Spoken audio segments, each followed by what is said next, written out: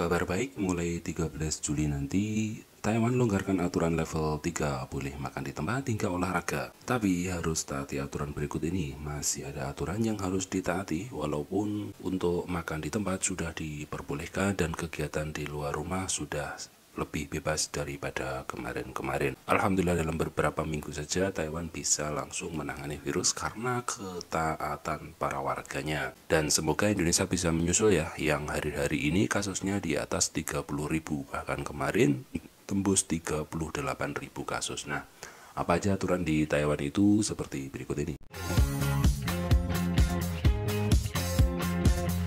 Mulai 13 Juli nanti, Taiwan akan melonggarkan beberapa pembatasan COVID-19, di mana hal ini memungkinkan lebih banyak kegiatan yang diperbolehkan di dalam kegiatan sehari-hari, seperti makan di tempat dan hingga berolahraga. Hal ini dilonggarkan meskipun peringatan level 3 nasional akan diperpanjang hingga 26 Juli mendatang.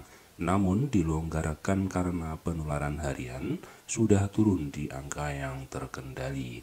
Pada konferensi pers hari Kamis kemarin, sebagaimana dilansir dari Focus Taiwan, Menteri Kesehatan Chen Jing-sung bersama dengan pejabat senior dari berbagai kementerian pemerintah merinci pedoman baru yang akan berlaku mulai 13 Juni datang. Dalam informasi atau aturan baru nanti, walaupun aturan tidak terlalu ketat, namun orang-orang harus tetap mematuhi aturan jaga jarak dan mematuhi protokol kesehatan, memakai masker dan lainnya. Adapun aturan baru yang akan berlaku mulai 13 Juli nanti adalah sebagai berikut diantaranya. Kita tidak sebutkan semuanya, yang kita sebutkan hanya yang berhubungan dengan TKI atau hal-hal yang mungkin dilakukan oleh para PMI di Taiwan. Pertama, di restoran dan stasiun kereta api sudah diperbolehkan makan di tempat, namun harus jaga jarak. Tempat duduk berjauhan wajib memakai masker kecuali pas waktu makan. Ya iyalah, masa makan pakai masker? Yang ketelan bukan makanannya, tapi maskernya yang ketelan.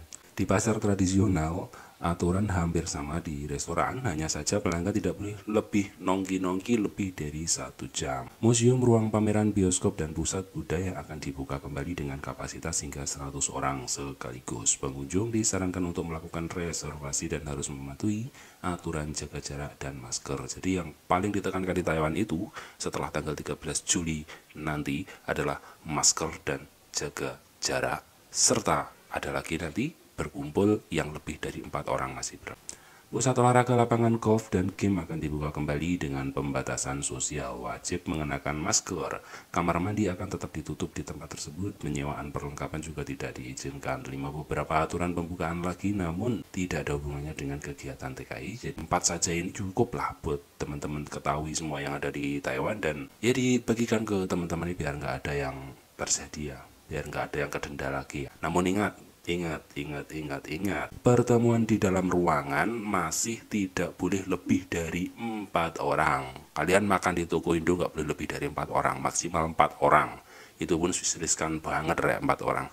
Lah bagaimana tidak? Kalian makan berempat, nanti ada teman datang ikut nimbrung di situ, makan bareng, ya wis kena. Dan 4 orang itu nggak boleh duduk satu meja, nanti harus jaraknya jauh-jauh. Ya tetap situ ya, jaraknya jauh-jauh. Di luar juga tetap masih 9 orang ke atas, nanti kalau 10 ketangkep juga gitu. Denda masih ada ya, kecuali di lokasi yang disebutkan di atas tadi itu boleh, kayak di kalau di olahraga di sini itu masih boleh, tapi tetap harus jaga jarak. Nah, di Taiwan, semoga pandemi yang di Taiwan segera selesai sehingga kita bisa liburan lagi ke mana saja di hari Minggu, karena sahdunya Taiwan di hari libur itu hilang ya beberapa waktu lalu karena aturan seperti ini. Jadi kita nggak bebas kemana-mana, kerja terus akhirnya sumpek juga ya. Nah, kita doakan juga untuk yang di Indonesia, karena saat ini benar-benar Indonesia itu masa kritis ya. Mungkin nggak kritis gimana ya, penularan beberapa hari ini udah sangat besar sekali, bahkan angkanya itu sudah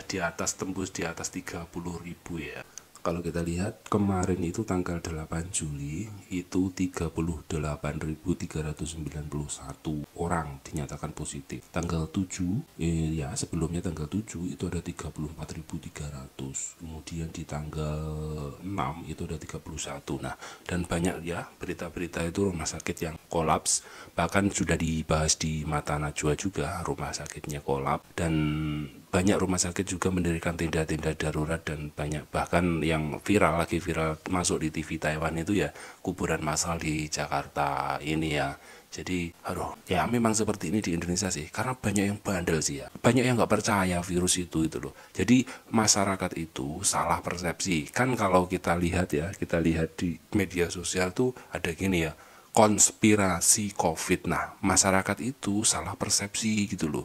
Yang dimaksud konspirasi COVID untuk orang-orang pintar di sana, smart people itu, bahwasanya di dalam pandemi COVID ini ada konspirasi. Konspirasi ada kelompok-kelompok tertentu itu yang menyalahgunakan ya, itu kan. Bukan COVID-nya nggak ada, tapi dimanfaatkan oleh kelompok-kelompok tertentu itu ada gitu. Nah, masyarakat salah persepsi karena seperti Om Deddy yang lain-lain pernah kan bilang konspirasi COVID. Bosman juga pernah bilang konspirasi COVID. Masyarakat bilangnya COVID itu konspirasi, aslinya nggak ada. Bukan begitu gitu loh ya. COVID itu ada tapi dikonspirasikan, dimanfaatkan oleh tanda kutip beberapa oknum.